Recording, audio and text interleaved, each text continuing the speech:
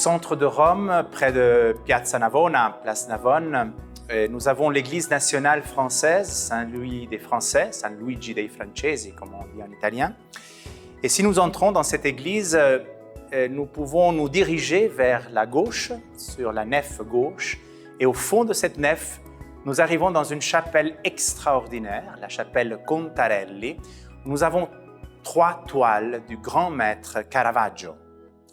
Eh bien, cette chapelle a été ordonnée, a été demandée, payée par un cardinal français, Mathieu Cointrel, qui voulait la représentation de 3 épisodes de la vie de l'évangéliste Matthieu, le saint dont il portait le nom. Et alors, il a trouvé un jeune peintre qui avait 29 ans, et ce jeune peintre s'appelle Michelangelo Merisi. Il venait de la Lombardie, d'un petit village du nom Caravaggio. Voilà, ce jeune peintre doit se confronter pour la première fois avec un sujet religieux. C'est la première fois qu'il doit faire des toiles entières, pas seulement comme assistant, mais qu'il doit prendre la responsabilité du sujet, et c'est un thème religieux. Alors, il choisira ces 3 moments de la vie de Matthieu. Le premier moment, c'est la vocation. Le deuxième moment, c'est le moment où Matthieu écrit l'Évangile, ce pourquoi il est devenu célèbre. Et le troisième moment sera le martyre de Matthieu. Pour la première de ces 3 toiles que nous avons ici, la vocation de Matthieu, Caravage a très peu de sources, très peu de textes à disposition.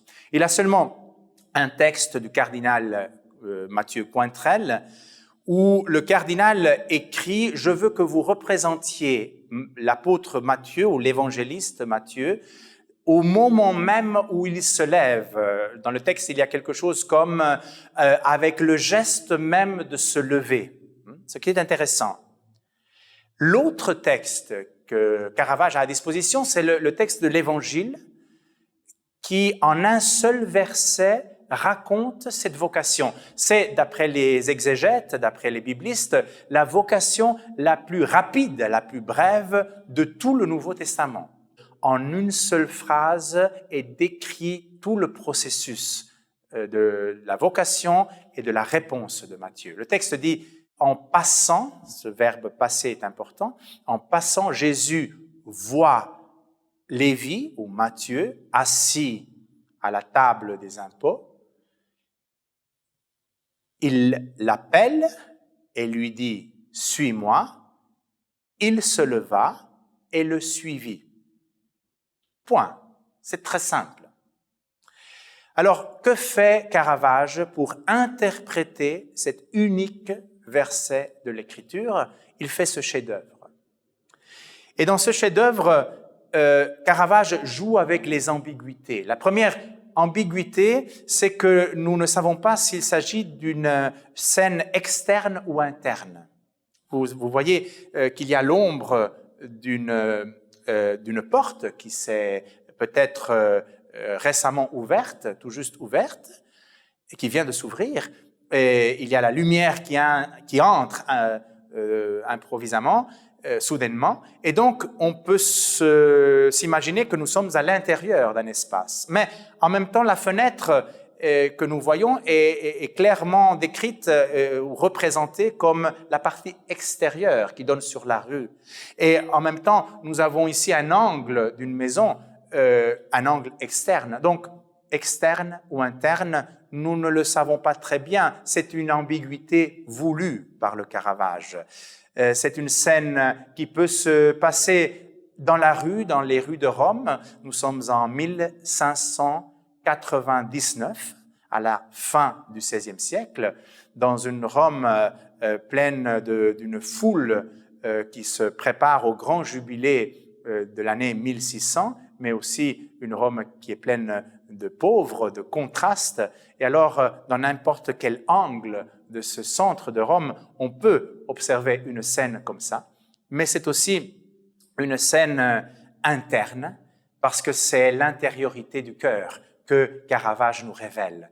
Caravage se confesse dans ses œuvres. Et au fond, nous avons affaire ici avec une confession de Caravage se dévoile, se dépouille, nous montre son intimité. Ce qui se passe dans son cœur, c'est quelque chose comme ça.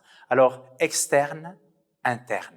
Mais il y a un autre élément très important, c'est que les personnages représentés sur cette toile sont distribués en deux groupes bien distincts.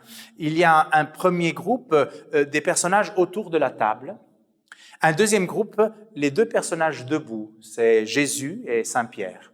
Voilà, ils sont séparés, pas seulement par l'espace, mais par la façon de s'habiller.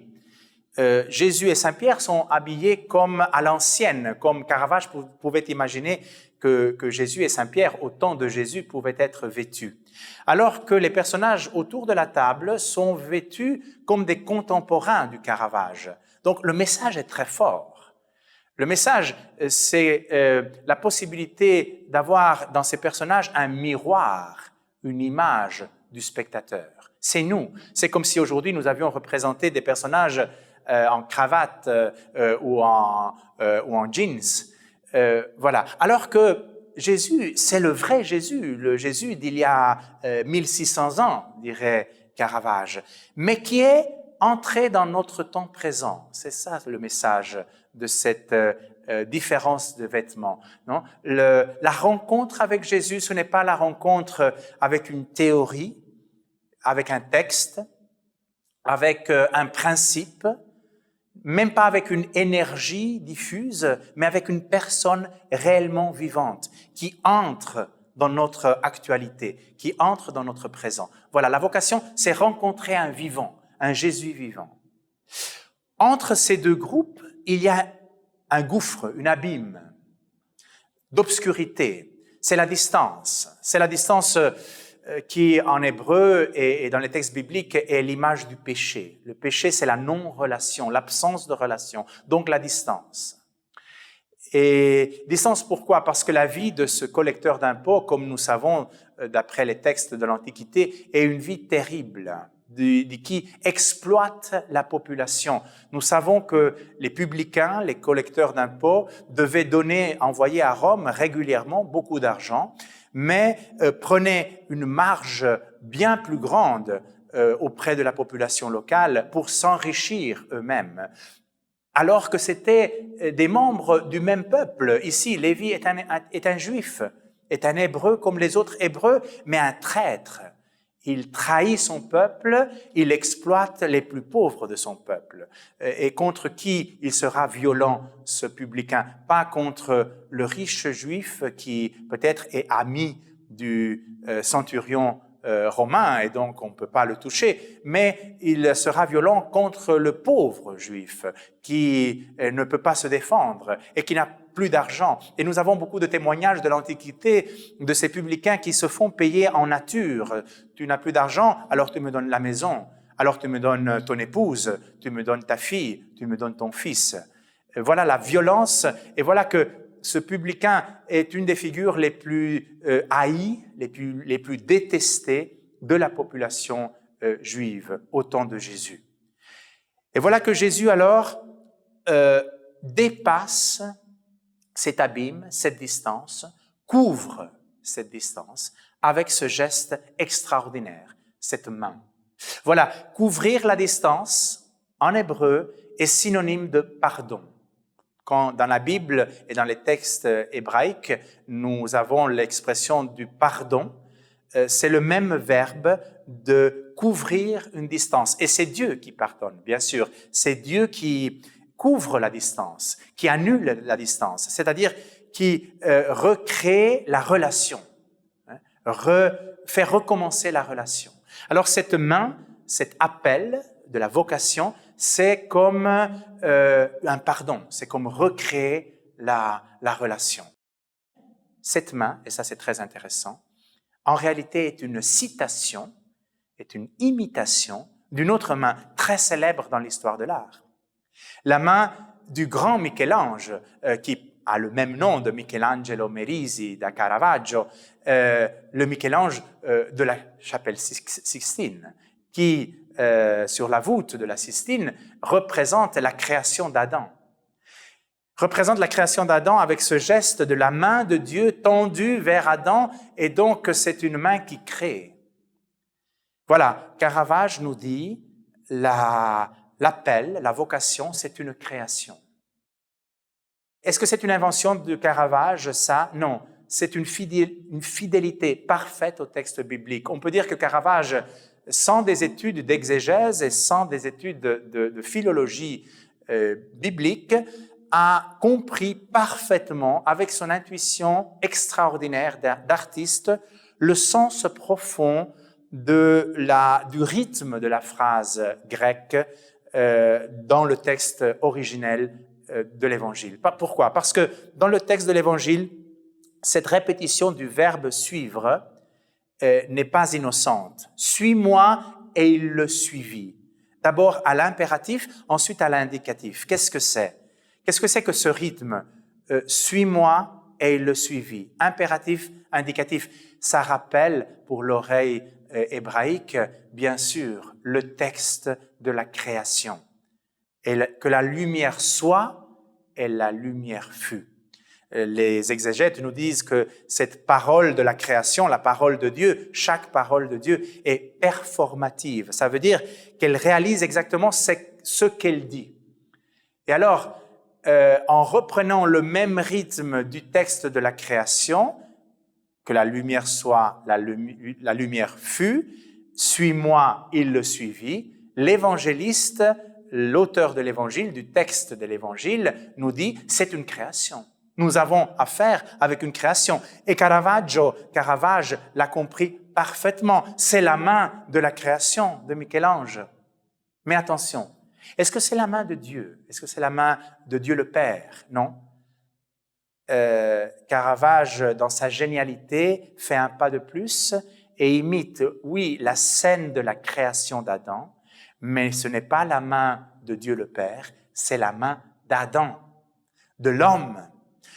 Donc ici, la vocation, oui, c'est une création, mais c'est une création qui passe à travers Adam, à travers l'homme, à travers la chair humaine, à travers le corps, la matérialité de la vie humaine. C'est comme si Caravage nous disait, je ne crois pas que la vocation soit quelque chose qui vient sur les nuages, dans un abstrait ou dans un miracle, mais la vocation, c'est quelque chose qui passe à travers la chair humaine, les rencontres avec les autres Adams, avec les autres hommes. Voilà, Dieu appelle à travers l'homme. Cette main est exactement sur l'axe de cette fenêtre qui dessine une croix. Bien sûr, ce n'est pas un hasard. Les fenêtres dans la Rome de la fin du XVIe siècle avaient beaucoup d'autres formes. Caravage choisit cette forme de croix pour mettre ensemble la main qui signifie la parole, l'appel, et la croix. La main signifie la parole parce que cette main, dans la tradition iconographique chrétienne, a souvent été présente dans l'art chrétien simplement pour indiquer la parole de Dieu. Mais saint Paul, dans le Nouveau Testament, crée une formule intéressante et dit que, au fond, la parole qui touche les cœurs, la parole qui sauve vraiment, c'est la parole de la croix. C'est-à-dire, c'est la passion de Jésus, l'amour jusqu'à donner sa vie sur la croix, qui est la parole qui arrive et touche nos cœurs et change nos cœurs. La parole de la croix, en grec logos tou staurou, c'est une formule très forte. Et saint Paul dira, je ne suis pas venu chez vous avec des discours savants pour vous convaincre de grands principes intellectuels, mais je suis venu chez vous avec la pauvreté et l'essentialité d'une seule parole, la parole de la croix, qui est une folie, mais qui sauve. Logos tou staurou. Voilà alors la parole de la croix. Caravage s'inspire d'une forme dans l'histoire de l'art médiéval de la fin du Moyen-Âge et de la Renaissance, où nous avons très souvent ce genre de représentation. Un avant-bras ou une main du Christ à l'intérieur de la croix. C'est vraiment la traduction en images la traduction iconographique de l'expression de saint Paul, logos tous tauru. Et voilà qu'ici, Caravage un peu, disons, sépare ces deux éléments, mais les laisse dans l'axe. C'est la parole de la croix qui touche Matthieu. Et alors, à ce moment, on pourrait se dire, mais qui est alors Matthieu? Qui de ces quatre personnages est Matthieu? Ça doit être bien sûr un des quatre assis. Ça, c'est la seule chose que nous savons. Ça ne peut pas être le personnage debout, parce que nous sommes dans ce moment, c'est comme si le temps était suspendu, dans ce moment où Matthieu ne s'est pas encore levé. Nous sommes dans la poétique du moment décisif, dans la suspension du temps, et le moment où Matthieu se lèvera. Et alors voilà, lequel de ces quatre? Le texte du cardinal Cointrel était très clair. Je veux que vous me représentiez Matthieu dans le geste même de se lever. Alors est-ce que c'est celui-ci qui fait le geste exactement de se lever? On pourrait le penser. D'autres auteurs préfèrent, en général, la tradition a préféré reconnaître Matthieu en ce personnage central avec la barbe. Pourquoi? Parce qu'il fait le geste de la main. C'est comme s'il se demandait, est-ce que c'est moi que tu appelles? Est-ce que c'est bien moi?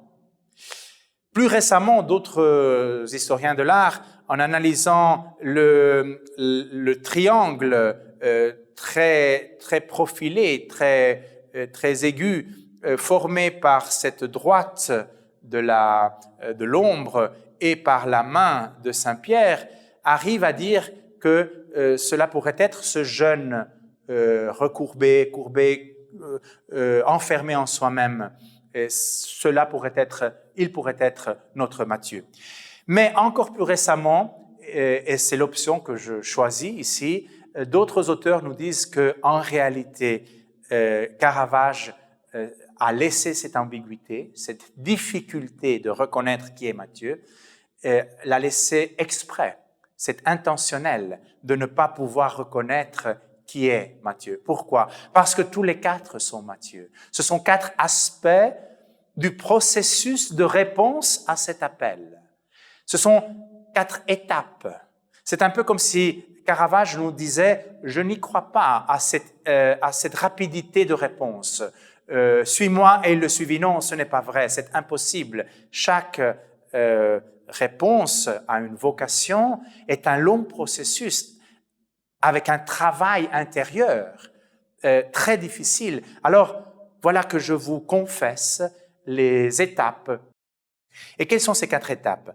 La première étape, évidemment, c'est le jeune recourbé, fermé en soi-même, qui compte l'argent, qui vit sa vie simplement autour de cette table des dettes, des comptes, des chiffres. La vie, pour lui, ce ne sont pas des relations, ce ne sont pas des personnes qu'il rencontre dans sa vie, mais des chiffres. Tu me dois tant. Pourquoi? Parce que je dois tant à l'empereur de Rome. Et donc, je traverse ma vie comme si tout était un devoir, une dette à payer. Voilà ma vie. Une énorme dette à payer que je fais payer aux autres.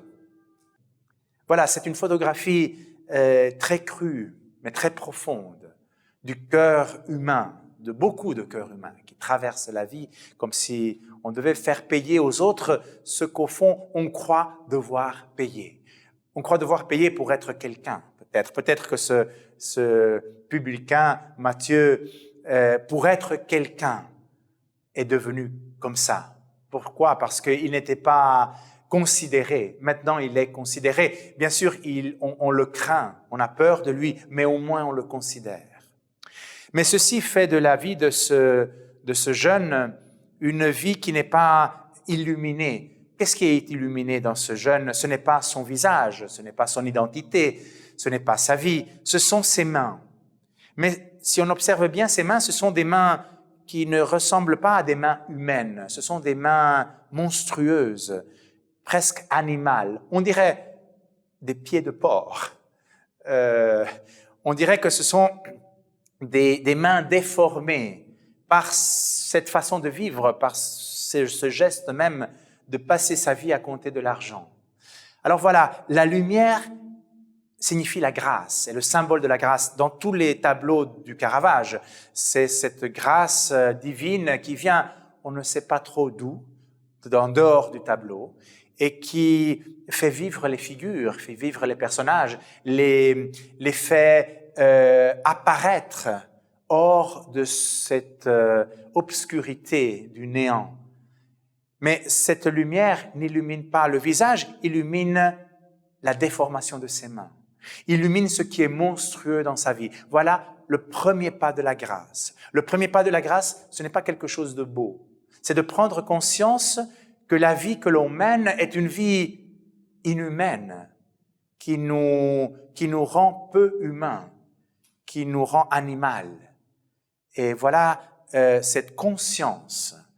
Pour la première fois, ce jeune prend conscience, regarde ses mains animales, déshumanisées, et ça, c'est le premier pas de la grâce, qui le porte tout de suite au deuxième pas de ce processus, l'homme qui réfléchit. Parce que la parole « réfléchir » dans nos langues européennes est une parole qui a comme origine un mécanisme optique, c'est-à-dire la réflexion, la reproduction en miroir d'un geste ou d'un objet qui est ailleurs. Voilà, la réflexion du geste de Jésus, de la parole de la croix, du message de la croix. C'est le travail de la parole de Dieu dans le cœur de l'homme. Et alors, sa tête est dressée et la lumière l'illumine pour la première fois. Bien sûr, cet homme, c'est cette deuxième étape aussi parce que cet homme est décrit comme un homme sage. La barbe, dans l'iconographie classique, c'est le symbole du philosophe, du sage. Alors, qui est le sage? Celui qui commence à réfléchir, à penser, à écouter l'écho de la parole de Dieu à l'intérieur. Troisième étape, cet enfant pur, c'est un visage très pur. C'est la pureté produite par cette purification qu'est la parole de Dieu. C'est peut-être le jeune, le préadolescent, l'enfant que Lévi avait toujours voulu être et n'a pas réussi à être. Personne ne décide, personne ne naît en décidant d'être un malfaiteur, d'être un mafieux, d'être un collecteur d'impôts qui trahit son peuple. Mais ce sont souvent les circonstances, bien sûr aussi avec notre culpabilité, mais très souvent c'est la vie même qui nous porte à des choix que nous n'aurions jamais imaginés, jamais voulu. Et alors la parole de Dieu le reporte à cette innocence des origines, à cet enfant que lui avait été et aurait voulu rester. Et donc c'est la pureté du cœur, la virginité du cœur qui est redonnée grâce à cette parole qui purifie. C'est une nouvelle création. C'est pouvoir recommencer. Voilà la rencontre du ressuscité, de la parole de la croix, de la parole du vivant, c'est pouvoir recommencer. La vocation, c'est la possibilité de recommencer. Et alors, ensuite, la quatrième figure, c'est celui qui se lève, bien sûr. Et il se lève, c'est-à-dire il perd l'équilibre. Ici, son tabouret est déséquilibré. La vocation, c'est accepter d'être déséquilibré. La foi, c'est un déséquilibre parce que c'est avoir le centre de soi-même en dehors de soi-même. Et il a une épée aussi parce que la parole décider vient de la racine latine cedere, c'est-à-dire couper. Alors c'est intéressant de remarquer que chaque choix, chaque décision est aussi une coupure avec le passé. Une coupure avec cette vie représentée par cette table du devoir ou des dettes. Et ce jeune qui décide, c'est-à-dire qui coupe avec cette vie, laissera cette table. Le texte biblique nous dit, le texte biblique de la vocation de Matthieu nous dit, pour aller à une autre table. Parce que le texte continue comme si c'était la même scène où tous les personnages se retrouvent avec Jésus à festoyer autour d'une table, à banqueter, à faire un banquet autour d'une table. Et qu'est-ce que c'est que cette autre table? C'est l'autre table où ira ce jeûne. La table du banquet, la table de la gratuité, la table de la fête. Qu'est-ce que c'est qu'une fête? La célébration des relations, des amitiés. Donc, il passe de la table de la non-relation à la table de la plénitude de la relation. Il passe de la table des dettes, où la vie n'est qu'une dette, à la table de la gratuité, du remerciement. Remerciement en grec se dit eucharistia. Charis, la racine charis veut dire la gratuité. Voilà que dans sa génialité, Caravage introduit un côté liturgique dans son tableau. C'est-à-dire, ce tableau est la préparation à la liturgie. Ce tableau photographie l'endroit existentiel d'où l'on vient quand on entre dans l'Eucharistie. On coupe avec la vie précédente et on passe de la table des dettes, de la non-relation, de la violence à la table eucharistique, la table en 3 dimensions, qui est tout proche ici dans la Cappella Contarelli, dans l'église de Saint-Louis des Français, de San Luigi dei Francesi. C'est exactement perpendiculaire à ce tableau que nous trouvons l'autel latéral de cette chapelle où se célébrait la messe. Alors, cette image accompagne le participant à la messe pour dire « Voilà mon histoire, voilà d'où je viens, et maintenant je suis passé d'une table à l'autre. » C'est en réalité la même table, mais transformée. La table, c'est la vie, et l'appel transforme ma table d'une table de la tristesse et de la non-relation à une table eucharistique. La liturgie est l'image de la transfiguration de ma vie, de ce que la parole de Dieu fait avec ma vie. Voilà.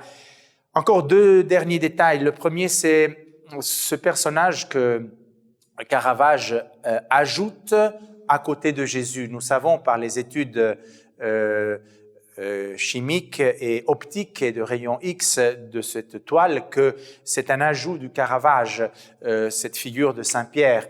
Et évidemment, nous pouvons dire, voilà, Caravage ajoute un personnage qui n'était pas dans le récit biblique et ajoute le personnage de Pierre parce que nous sommes à Rome et à Rome, il faut que l'on mette Saint-Pierre quelque part. Mais on peut dire davantage, ce Pierre n'est pas montré comme le prince des apôtres, comme un saint parfait. Non, c'est une figure très fragile, vieillissante, qui tremble presque et qui n'est pas à la hauteur de l'élégance et de la beauté du geste de Jésus. Et pourquoi est-ce que Caravage l'ajoute? Certains historiens de l'art nous disent que probablement parce que Caravage a cette profonde conscience de l'imperfection, de la fragilité, et que c'est à travers la fragilité du disciple de Jésus que passe quelque chose à l'autre personnage fragile qui est Lévi, qui est Matthieu. Et peut-être que Matthieu, en tant que grand pécheur, a pu se lever, a pu suivre Jésus parce qu'il a vu un autre personnage fragile, un autre pécheur qui trahira aussi Jésus, qui reniera le Christ, comme Saint-Pierre, près de Jésus. C'est un peu comme si Matthieu disait, voilà, si lui a pu se lever, moi aussi, je peux me lever, je peux passer de l'autre côté.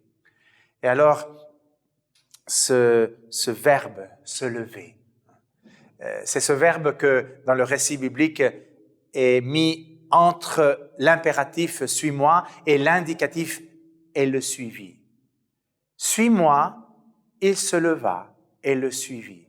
Se lever, c'est la traduction française de la parole dans le texte original, de la parole d'un verbe grec qui signifie ressusciter, au fond, ou que nous traduisons, quand nous le voyons dans d'autres textes, avec le verbe ressusciter. C'est exactement le verbe se lever que les mêmes évangélistes utiliseront dans les récits de la résurrection. Donc, pour la symbolique de la narration biblique, du récit biblique, l'introduction de ce verbe se lever, c'est comme dire, entre l'impératif « suis-moi » et l'indicatif « le suivi », il y a une histoire de résurrection. Au fond, la vocation est une résurrection.